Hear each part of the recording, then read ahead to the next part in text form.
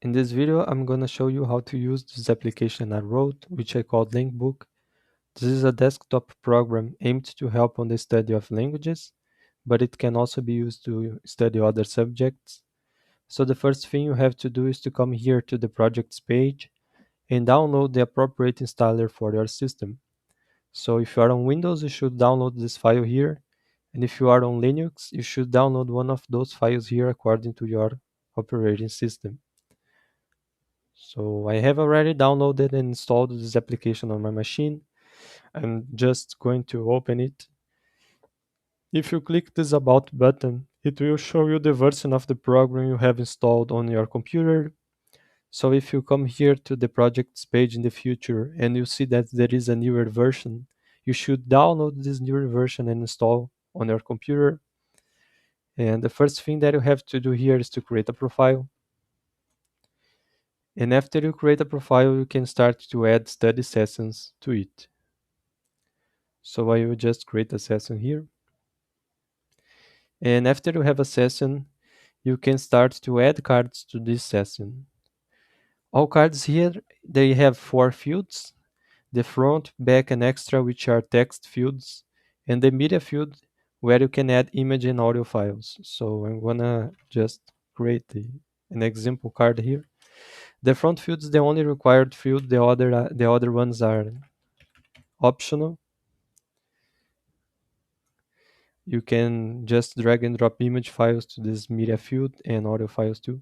And notice that when I added some audio file, the card got the audio tag automatically assigned to it to indicate that this card has some audio attached to it. Okay, so let's add this card to my session 1. The card is still not showing here, and that's because if you see my filter button is colored in yellow, so I have to click it in order to apply the filters. And now my card is showing here. I added an image, so if I click on the image button, it will show me the image that I added to the card. If I click on these audio buttons, it will play the audio files I added to the card too.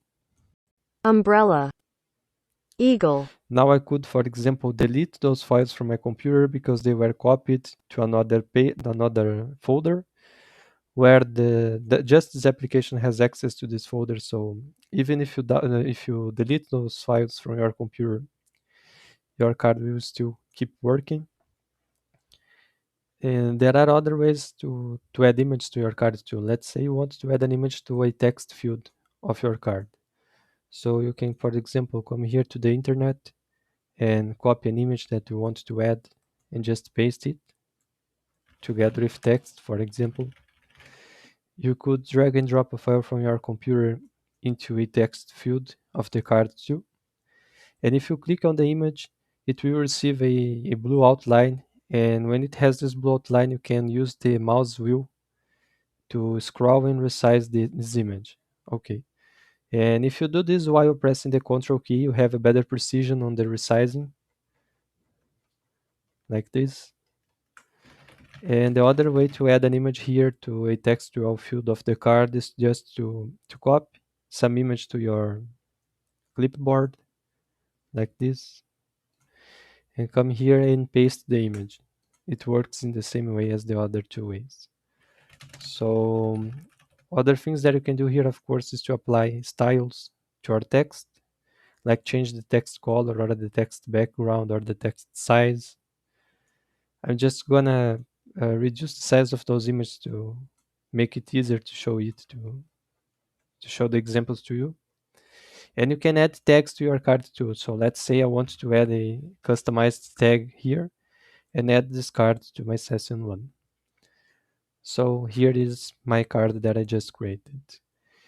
You can create new study sessions. I recommend you to keep your sessions small. So for example, I like to keep at most 20 cards in each study session. Okay. So you can select the sessions you want to filter. You can also move a session to the trash, and you can recover a session from the trash just by moving it outside of there. You can rename a session.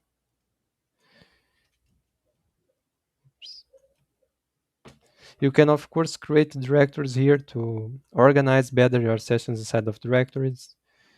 You can move directories to inside of directories too. You can do any type of organization here that you want. So in this case, another thing that you can do is to delete cards. And when you delete a card, okay, as you saw, the card that I just created was assigned to session 6. And that's because every time you create a new card, it will receive by default the latest session that you created. And I can also add more than one session to a same card, so it will belong to more than one session. And let me just save this card here and show you how to delete it. Just right click and click on delete. And what will happen is that the card will receive the deleted tag assigned to it. So if I want to see this card again, I have to come here and select the deleted and filter by this tag. And so as you saw, you can filter by tags, you can filter by sessions, and you can put more than one tag here, but keep in mind that for the cards to appear here, when you filter by more than one tag, they must have all the tags you selected here. So in this case, if I do this filtering, there will be no cards that satisfy those two tags at the same time. Okay. You can also filter by text. So let's say I copy part of the text of this card. And if I put here and filter, it will just show this card because this is the only card that satisfies the other filters and that has this text in either the front, back, or extra fields. So these are the three ways of filtering, the three mechanisms you can use to filter sessions, tags, and text. And another thing that I have to show to you here is then the flashcards study. Okay, let me just create some more cards here. For example, let's say you are studying English and you learn a new phrasal verb like give up.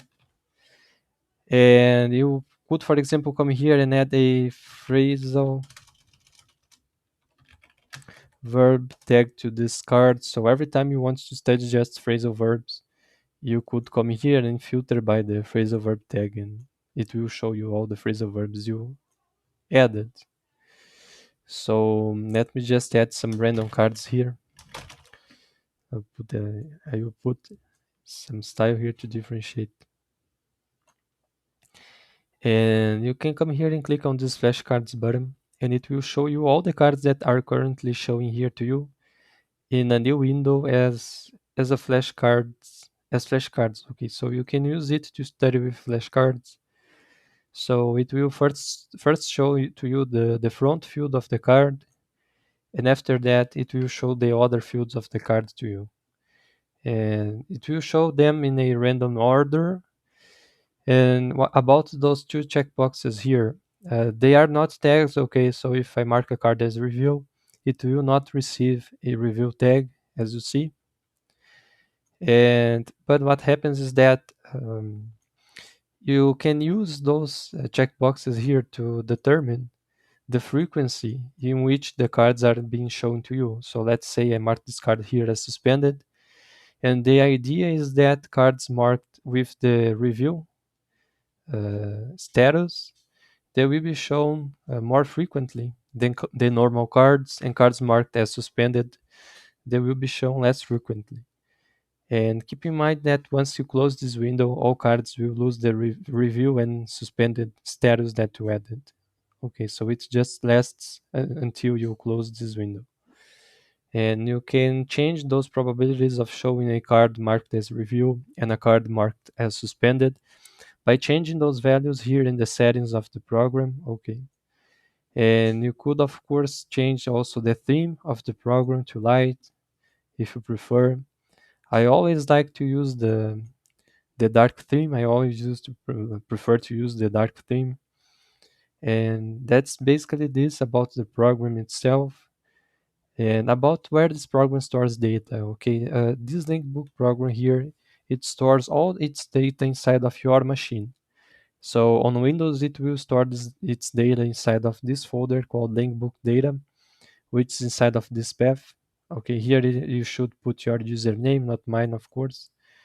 And inside of this folder, there are all the profiles you created, all the cards you created, all the tags you created. So I highly recommend you to keep a backup of this folder in a safe place. For example, you could store it in another hard drive or upload it to Google Drive or store it inside of a USB drive. Because if you ever lose this folder here by accident, you can recover your data by the backups you saved. Okay, so I highly recommend you to keep a backup of your data because they are your data are stored just inside of your machine. So that's it about this program. I hope it will help you. Okay, and see you next time.